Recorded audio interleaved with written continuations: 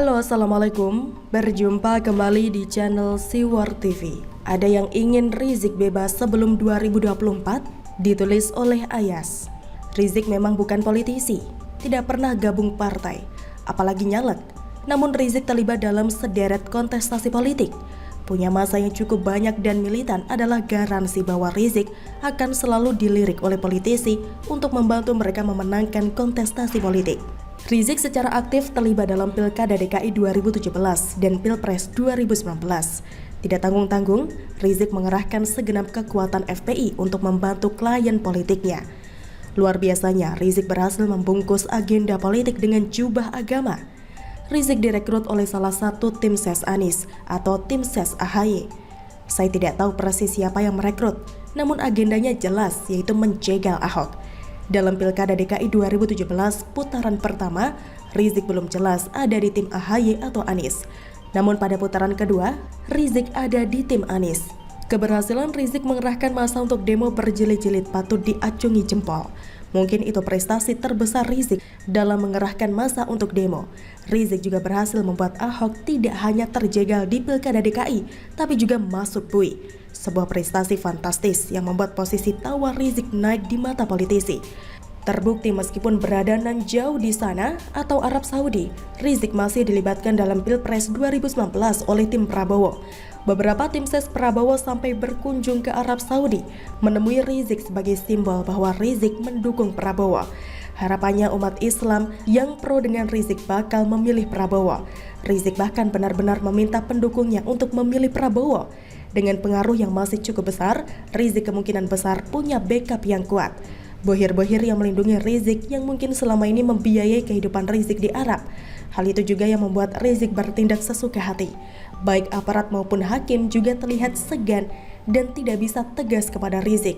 Jika tidak ada kekuatan yang membackup Rizik, mungkin sudah sejak lama masuk bui. Saat ini Rizik terlihat bekerja sendiri, seperti tidak ada bohir yang membela. Hitung-hitungannya, membela Rizik saat ini belum ada untungnya. Paling para bohir hanya ingin memastikan jika Rizik harus sudah bebas sebelum Pilpres 2024. Sebab jasa Rizik masih dibutuhkan dalam kontestasi Pilpres 2024. Saya memprediksi hukuman Rizik tidak akan lama, paling mentok 2 tahun. Rizik mungkin akan bebas menjelang Pilpres 2024. Sesaat setelah bebas, mungkin dia akan bergabung ke salah satu tim ses Capres. Rizik sendiri tidak mau melewatkan Pilpres 2024 di penjara. Selain bisa menaikkan popularitas dan posisi tawar, Rizik juga punya misi memenangkan Capres yang bisa mewujudkan NKRI bersyariah.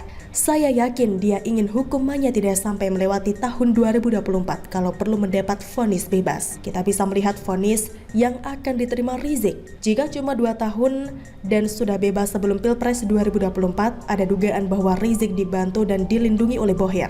Selanjutnya, jika setelah bebas lalu Rizik langsung bergabung dengan salah satu capres, sudah dipastikan bohir Rizik ada di kubu itu. Misalnya jika Rizik bebas sebelum tahun 2024, lalu pada Pilpres 2024 Anies bisa maju dan Rizik berada di tim ses Anies, maka kemungkinan besar bohir Rizik adalah JK.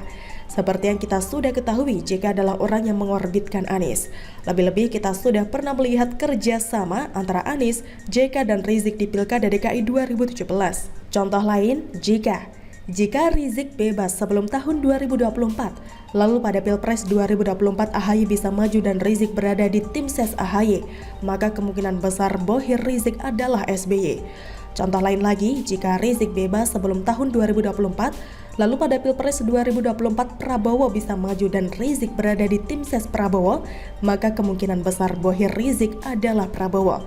Kita tunggu saja perjalanan Rizik selanjutnya. Suka tidak suka, selama pemerintah tidak bisa tegas, maka Rizik akan terus terlibat dalam setiap pilpres atau pilkada dan membuat gaduh.